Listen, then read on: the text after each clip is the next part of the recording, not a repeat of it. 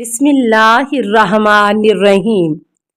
السلام علیکہ یا صاحب العصر والزمان۔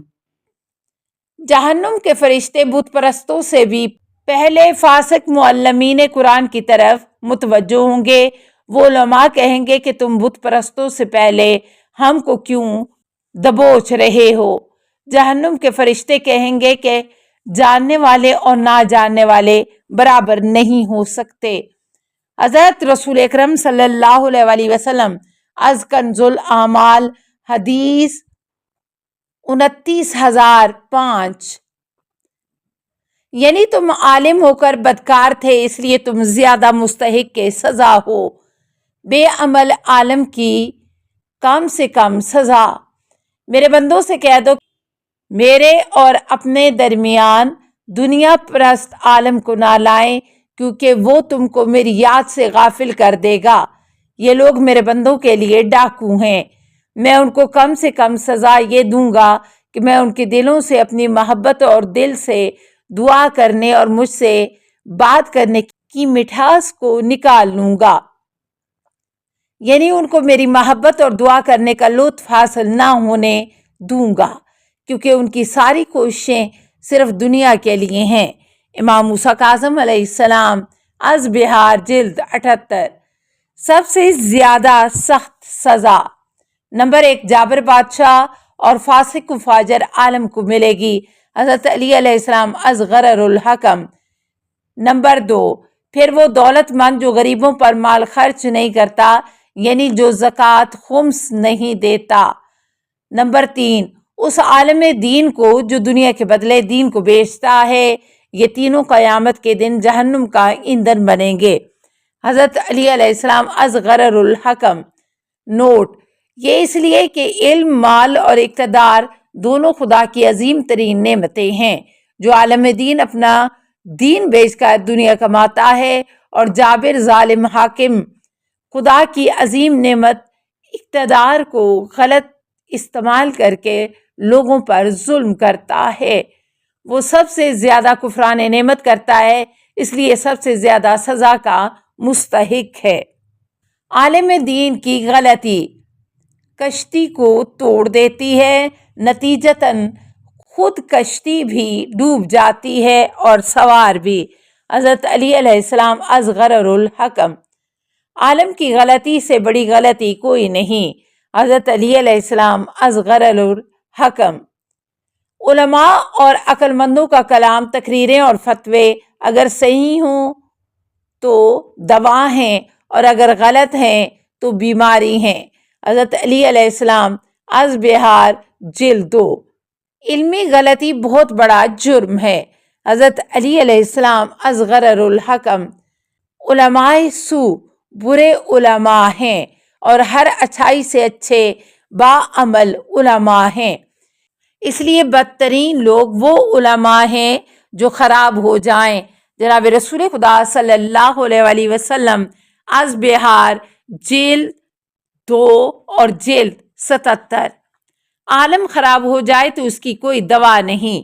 جناب رسول خدا صلی اللہ علیہ وسلم از بہار جلد 77۔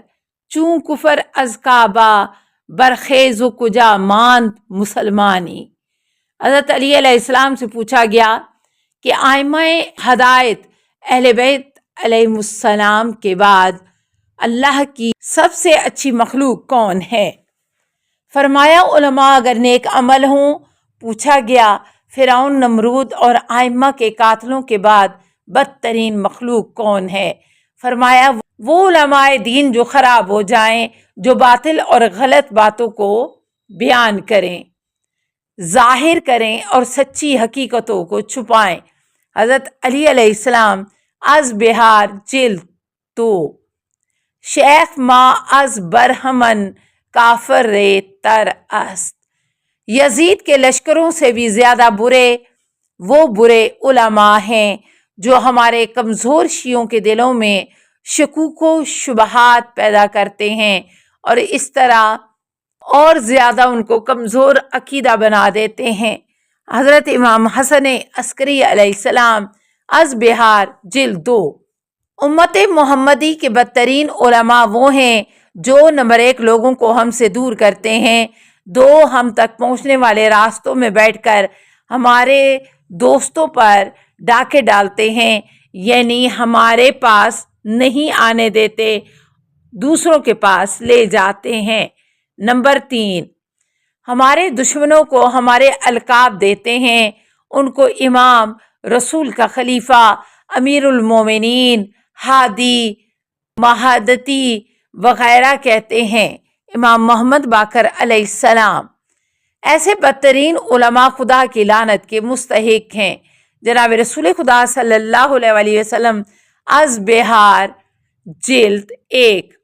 وہ شخص بھلا کیسے صاحب علم ہو سکتا ہے جو خدا کی قضاء و قدر کے فیصلوں کو غلط ثابت کر کے خدا پر الزامات لگاتا ہے اور جو نعمت اس کو خدا سے ملتی ہے اس پر وہ راضی نہیں ہوتا، مزید دولت، عزت، شہرت کا طلبگار رہتا ہے۔ حضرت عیسیٰ از بہار جلد 2۔ وہ شخص کیسے عالم ہو سکتا ہے جس کے نزدیک دنیا آخرت سے بہتر ہے، جو دنیا پر مر مٹتا ہے، یعنی جو چیز اس کو نقصان پہنچانے والی ہے اس کو اس چیز سے زیادہ پسند ہے جو اس کو بے حد فائدہ پہنچانے والی ہے، یعنی نیک عمل نہیں کرتا۔ حضرت عیسیٰ علیہ السلام از بہار جلد 2۔ بھلا ایسا احمق عالم ہو سکتا ہے جو شخص علم میں تو ترقی کرے مگر ہدایت میں ترقی نہ کرے، وہ اللہ سے دور ہوتا چلا جاتا ہے۔ جناب رسول خدا صلی اللہ علیہ وسلم از بہار جلد 2۔ ہر شخص علم میں ترقی کرے مگر اس کے اندر دنیا سے بے رغبتی میں اضافہ نہ ہو، یعنی دنیا سے اس کی محبت کم نہ ہو، وہ اللہ سے دور ہوتا چلا جاتا ہے۔ حضرت علی علیہ السلام از بہار جلد 2۔ اس کی مثال اس مریض کی سی ہے کہ دوا کھائے جا رہا ہے مگر اس کا مرض اور بڑھتا ہی چلا جاتا ہے، مرض بڑھتا گیا جوں جوں دوا کی۔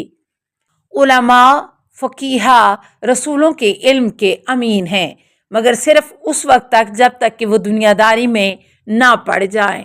نمبر 2 اور ظالم بادشاہوں کے پیروکار نہ بن جائیں، جب وہ ایسا کرنے لگیں تو ان سے بچو۔ جناب رسول خدا صلی اللہ علیہ وسلم از کنز الاعمال 28953۔ ملعون ہے وہ عالم جو ظالم جابر بادشاہ حکومت کی مدد اور ظلم کرنے میں اس کی مدد اور رہنمائی کرے۔ امام جعفر صادق علیہ السلام از بہار جلد 77۔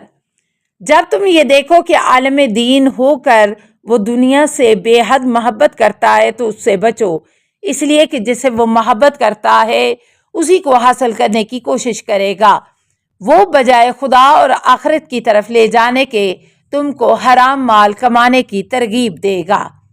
امام جعفر صادق علیہ السلام از بہار جلد 2۔ علم 2 طرح کا ہوتا ہے۔ نمبر 1 وہ علم ہے جو دل میں اتر جاتا ہے وہی فائدہ دیتا ہے، یعنی وہ علم جو انسان واقعاً سمجھے، مانے اور یاد رکھے۔ دوسرا علم صرف زبان پر ہوتا ہے، وہ علم آدمی کے لیے صرف خدا کی حجت ہے۔ جناب رسول خدا صلی اللہ علیہ وسلم از کنز الاعمال 28946، یعنی اس علم کی بنا پر خدا اس کو سزا دے گا۔ علم فقط سیکھنے سے نہیں آتا کیونکہ علم ایک نور ہے، خدا جس کو ہدایت دینا چاہتا ہے اس کے دل میں وہ نور علم ڈال دیتا ہے۔ اس لیے اگر تم حقیقی علم حاصل کرنا چاہتے ہو تو سب سے پہلے اپنے دل کے اندر خدا کی غلامی کا تصور اور جذبات پیدا کرو۔ یہ سوچو کہ تم خدا کی غلامی اور اطاعت کے لیے پیدا کیے گئے ہو۔ جناب رسول خدا صلی اللہ علیہ وآلہ وسلم۔ السلام علیکہ یا صاحب العصر والزمان، الامان الامان الامان من فتن الزمان۔ السلام علیکہ یا خلیفۃ الرحمن، السلام علیکہ یا امام الانس والجان، السلام علیکہ یا مظہر الایمان، السلام علیکہ یا شریک القرآن، السلام علیکہ یا قاطع البرہان، السلام علیکہ یا امام زماننا ھذا اجل اللہ فرجک وسہل اللہ مخرجک وظہور کا، السلام علیکہ ورحمۃ اللہ۔ اللہم صلی علی محمد و آل محمد۔